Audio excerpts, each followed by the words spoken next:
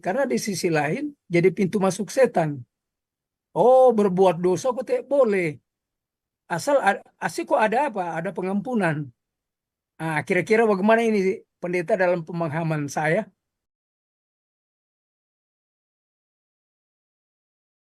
Nah, pengampunan di sini dikatakan Tuhan kasih pengampunan itu dan bebas dong.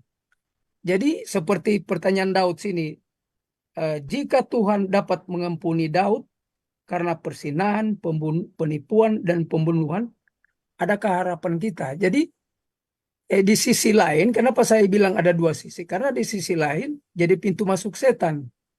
Oh, berbuat dosa kok tidak boleh. Asal kok ada apa? Ada pengampunan. Nah, kira-kira bagaimana ini pendeta dalam pemahaman saya? Walaupun ini pendeta bekas kitab Pemurid tuh, tapi setelah setelah di pelajaran-pelajaran teologi seperti ini, mungkin ada kata-kata baru atau ada bahan baru secara teologi ya, yang mau menerangkan ini secara. Jadi di sisi lain itu pengampunan Tuhan berikan. Sehingga di hari Selasa dia bilang Tuhan Tuhan marah. Sedangkan Tuhan di cerita sini kan Tuhan memberikan pengampunan. Ada tujuan kote kenapa Tuhan marah supaya mau apa meneliti itu. Ah, di sisi lain setan pintu masuk setan begini.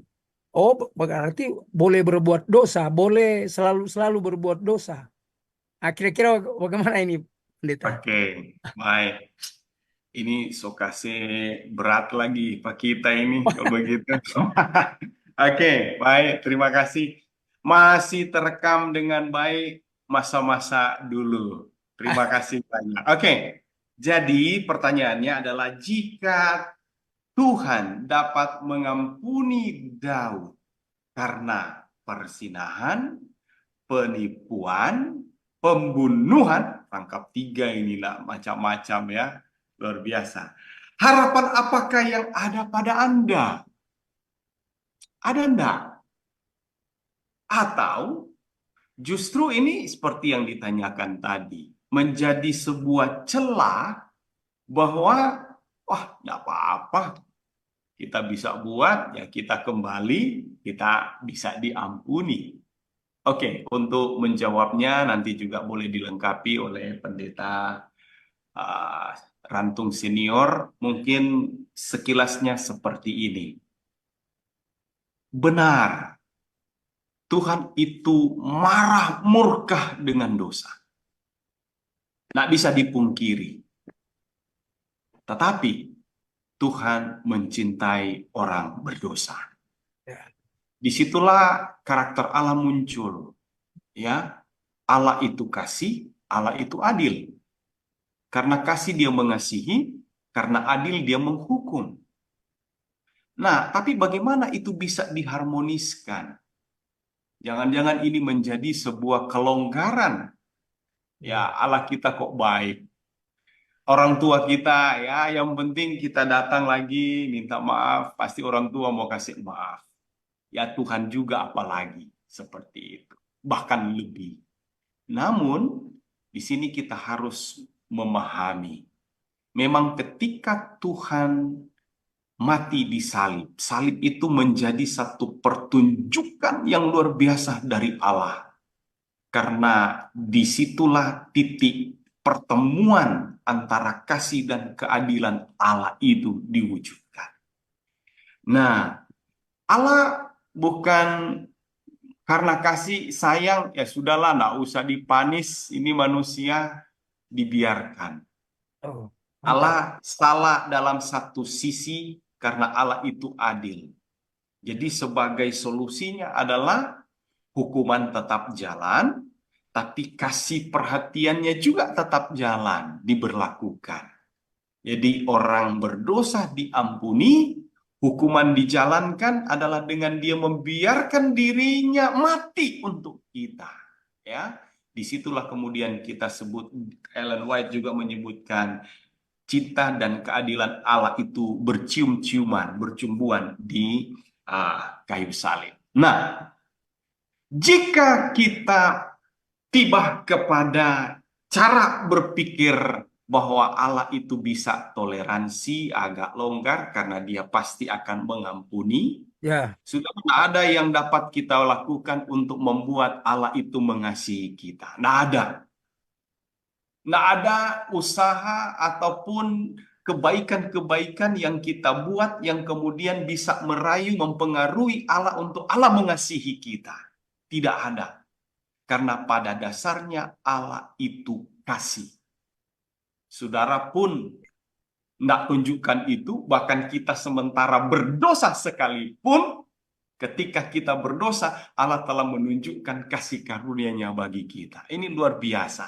Nah, saya mungkin pendekatan dengan untuk menjawab pertanyaan ini adalah seperti ini. Sejauh mana atau beberapa kali pun saudara datang meminta ampun kepada Tuhan, Tuhan selalu mengampuni. Berbicara tentang untuk meremehkan kasih karunia Tuhan, menganggap sepi kasih karunia Tuhan, atau ya Tuhan masih tetap kok mau ampuni saya. Itu dalam artian menyepelekan atau ya anggap sepi kasih karunia Allah itu. Itu bagi Allah tidak akan berdampak, tetapi itu akan berdampak bagi kita. Apa yang boleh saya pernah ilustrasikan seperti ini. Saya baca dari buku Satu untuk Anak-anak Renungan bahwa hati nurani itu ibarat dengan segitiga yang tajam. Ketika kita berbuat dosa, maka itu akan bergerak karena tidak nyaman. Dan apa yang terjadi, pinggiran-pinggirannya yang tajam ini akan melukai kita, perasaan itu. Jadi orang yang baru coba untuk membunuh atau menipu, perasaan itu deg-degan gitu ya, buat kesalahan. Tetapi karena keseringan untuk kemudian itu bergerak terus, maka ujung-ujungnya menjadi tumpul. Dan sudah bergerak, tapi tidak terasa lagi. Nah, itu yang akan menjadi satu bahaya besar bagi orang yang meremehkan kasih karunia Allah seperti itu. Itu contoh yang pertama. Contoh yang kedua, saya juga pernah bagi di sini adalah tentang alarm atau waker di pagi hari. Jadi ketika jam 4 pagi ya, kita bangun dia bunyi ter. Pertama kali kita setting langsung kita bangun ya. Kita terjaga, kita bangun. Tapi bisa saja karena kita terlalu capek di satu waktu. Kemudian dia sudah berbunyi tapi tidak kedengaran lagi. Tahu-tahu udah jam 5, jam 6, buru-buru ke kantor.